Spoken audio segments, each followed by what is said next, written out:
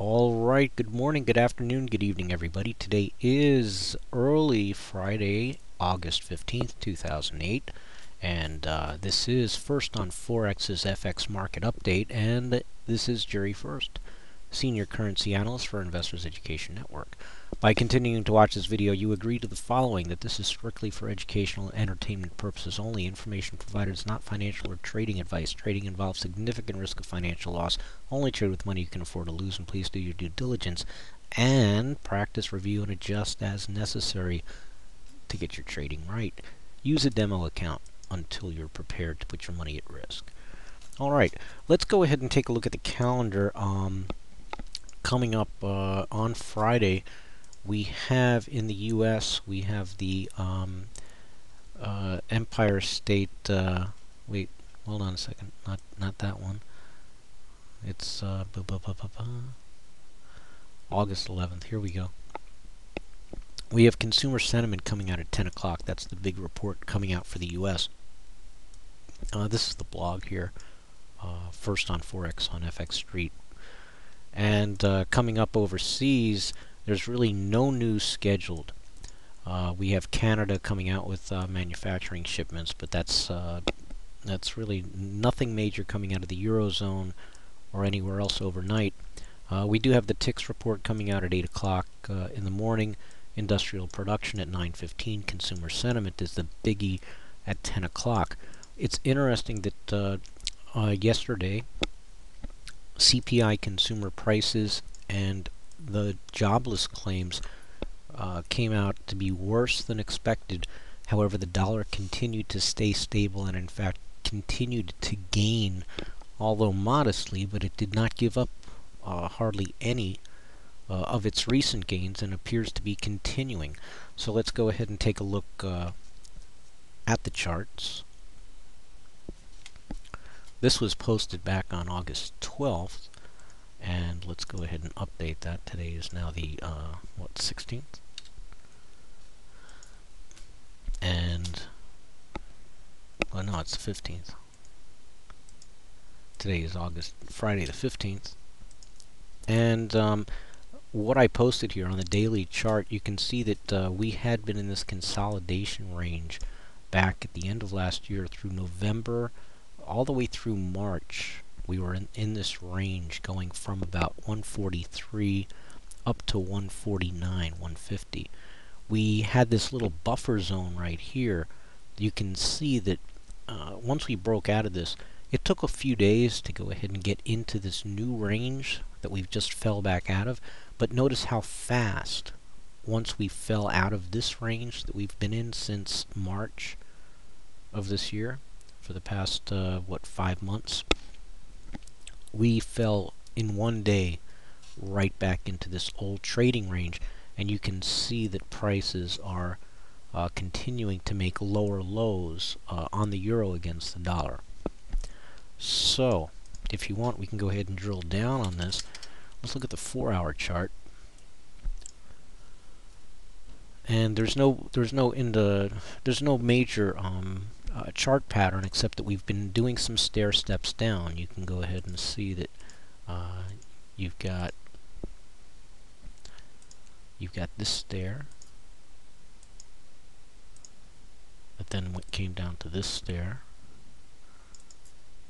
which then came down to this stair, and then you pretty much had a slope. You had a drop off. But now we're inside this step, and we've now broken out of this consolidation and continuing to make more lows. And if you want to use measuring, typically you can usually measure the size of the steps to figure out, roughly how big that next range is going to be as a gauge. You see that? And so if this step is going to continue down, we could potentially see prices come back to about the 46.80 range. Now, of course, it is a Friday, so 4,700 just to call it even, if it wants to go ahead and settle into a new step. And bringing that down to a 30-minute chart, you know, it comes into focus a little bit more. And so you can even see here that we've got kind of like this is split in half right here. So this is on the euro. No Fibonacci's, nothing fancy, just strictly support and resistance zones on the way down. And so time will tell whether or not we drop down to the 4,700 range. We're at 47.72 as we speak, and so 70 pips is not out of the question before the end of the day. Now, what other currency pairs look interesting here? It is interesting to note, very briefly, just to go back to that daily chart, that you know, I mean, we've just really, if this was going to hold support, which it never did, you know, once it broke, it just went up. It hasn't, and so current prices, I mean, this looks like a mess now. Let's get rid of this.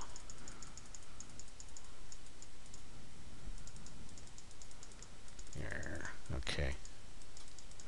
So now, with current prices at this range, you can see that you know, price is not really respecting too much. I mean, you could say it's sitting on support lines back here currently,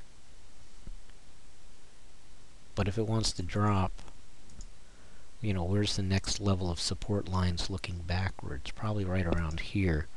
And what level is that? 46.43. Now, of course, it could do a retrace. This has been a very historic, well, I don't know how historic, but it's been a hysterical rundown over the past 10 days or so.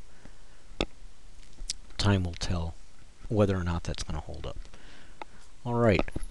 Any other pairs? Let's say real quick. The euro pound looks interesting.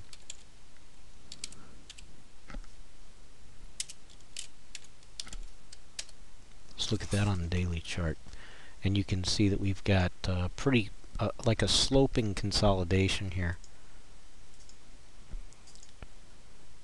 Let's copy that line, and we can see that we're pretty much got this trend channel coming down, but it's a nice solid consolidation. If we go ahead and tighten up the chart, bring in more data, you can see that the euro has made a really beautiful run up against the pound for quite a while. Now it's stuck inside this channel, which is trending down. The UK has its share of issues right now, as well as the Eurozone. So it's going to be a pretty good tug of war here between the euro pound as prices come up. But the euro does have plenty of room to give back if the euro wants to go ahead and pull back. Let's say if we go to the dollar CAD real quick, we can see that the dollar has gained a lot of strength, finally breaking out of this range that we've been in for so long. It's been, what, also since November, one long run within this range, and now we're breaking back, and we're back up at these levels that we have not seen since the Canadian has made parity quite a ways back. And so that's just a quick rundown of the currencies. I hope all of you have a good day of trading ahead. And again, want to go ahead and remind you that this is strictly for educational and entertainment purposes. I hope that you all have your success in trading. And this is First on Forex, Jerry First, with the FX Market Update. Go ahead and register for the weekly webinar, the week ahead, coming up on FX Street at 1600 Greenwich time, 12 noon Eastern. Go to fxstreet.com, look for my name, go to the live schedule, and you can register for free. And with that, over and out, till next time.